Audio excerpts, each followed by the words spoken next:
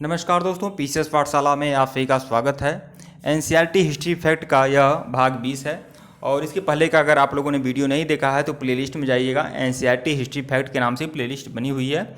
इसमें जो भी प्रश्न हैं, ज़्यादातर प्रश्न आपके एनसीईआरटी के हैं। क्लास 6 से लेकर 12 तक के सभी एनसीईआरटी के प्रश्नों को इसमें समावेश किया गया है। तो सबसे प्राचीन वेद है, तो जो सबसे प्राचीन वेद है वो कौन सा है? तो सबसे प्राचीन वेद जो है आपका ऋग्वेद है। ऋग्वेद जो है सबसे प्राचीन वेद है। दूसरा देखिएगा, 4 वेदों में से एक में जादुई माया और वशीकरण का वर्णन है, वह कौन सा वेद है? तो अथर्ववेद जो है आपका, उसमें जादुई माया और वशीकरण का वर्णन है अथर्ववेद में। तीसरा देखिएगा, वैदिक काल में यज्ञों के अवसर पर मंत्रों का उच्चारण करने वाले पुरोहित कौन थे? तो देखिए, जो ऋग्वेद, सामवेद, यजुर्वेद और अथर्ववेद, कुल 4 वेद हैं। तो जो ऋग्वेद का उच्चारण करने वाले पुरोहित थे उन्हें होता कहते थे, मतलब होत्री कहते थे। सामवेद का उच्चारण करने वाले पुरोहित को हम उद्गाता कहते हैं और यजुर्वेद का उच्चारण करने वाले पुरोहित जो थे उन्हें अध्वर्यु कहा जाता था। अथर्ववेद का उच्चारण करने वाले पुरोहित को ब्रह्म कहा जाता था, यानी ब्रह्मा कहा जाता था। तो यह सब सारे उच्चारण होते थे। देखिए अगला प्रश्न देखिएगा, ऋग्वेद में कितने मंडल हैं? तो ऋग्वेद में 10 मंडल हैं। कुल 10 मंडलों में पूरा का पूरा ऋग्वेद विभाजित किया गया है और 1028 सूक्त हैं। 10 मंडलों और 1028 सूक्त में पूरा का पूरा ऋग्वेद विभाजित किया गया है। सूक्त का मतलब श्लोक से समझिए, सूक्त का मतलब समझिए श्लोक, मतलब 1028 सूक्त हैं, जिसमें सबसे ज़्यादा जो सूक्त हैं वो आपके इंद्र को समर्पित हैं। सबसे ज़्यादा सूक्त जो है श्लोक वह इंद्र को समर्पित हैं और दूसरे नंबर पर आपका अग्नि के श्लोक सबसे ज़्यादा हैं।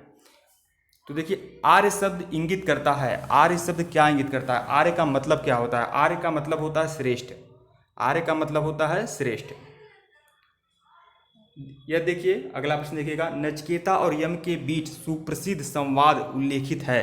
तो देखिए, नचिकेता और यम के बीच जो संवाद है वह किसमें उल्लेखित है, मतलब किस ग्रंथ में है? तो वह है कंठोपनिषद में।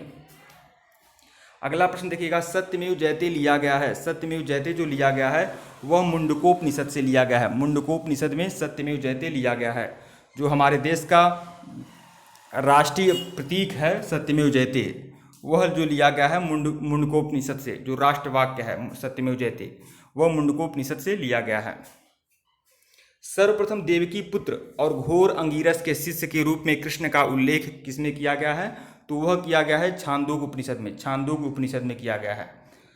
अगला प्रश्न देखिएगा, अद्वैतवाद का सिद्धांत और बुद्ध के 4 आर्य सत्य, महावीर के जियो और जीने दो का सिद्धांत कहाँ से लिया गया है?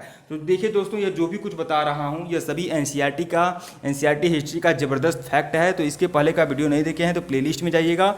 एनसीईआरटी हिस्ट्री फैक्ट के नाम से प्लेलिस्ट बनी हुई है, जिसमें बहुत सारे जो वीडियो हैं, कुछ वीडियो मैंने वीडियो बनाकर सीधे मैं अब फेस टू फेस आकर बताया हूँ और कुछ वीडियो अब समय नहीं रह गया है तो इस तरह से फैक्ट के रूप में आप लोग को दे रहा हूँ। तो आप लोग जाकर चेक कर लीजिएगा। एक बात और कहना चाहूँगा, आप लोग टेलीग्राम बिल्कुल ज्वाइन कर लीजिएगा। टेलीग्राम ज्वाइन कर लेंगे तो इस सब का PDF भी आप लोग को प्रोवाइड हो जाएगा और बहुत सारे मटेरियल आपको प्रोवाइड होंगे। तो टेलीग्राम का लिंक डिस्क्रिप्शन में है।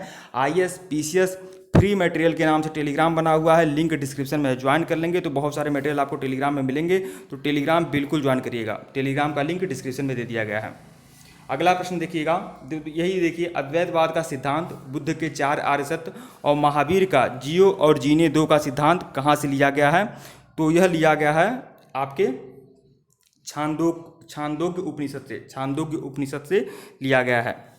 अगला प्रश्न देखिएगा, अद्वैत ओम शब्द का पहली बार उल्लेख किया गया। ओम जो हमारे हिंदू धर्म का मतलब हमारे हिंदू धर्म का प्रतीक माना जाता है, वह ओम शब्द का उल्लेख पहली बार किया गया है कंठोपनिषद में ओम शब्द का उल्लेख सबसे पहली बार किया गया है।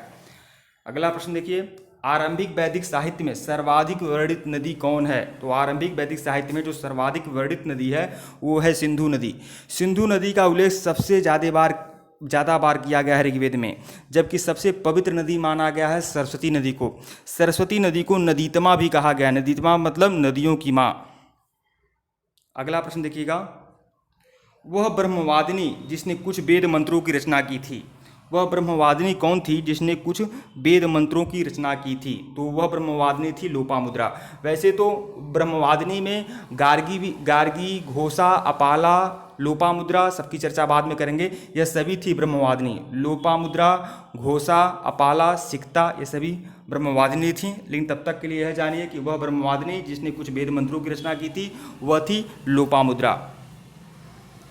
अगला प्रश्न देखिएगा, वैदिक काल में निष्क शब्द का प्रयोग एक आभूषण के लिए होता था, परंतु परवर्ती काल में इसका प्रयोग किस अर्थ में हुआ है?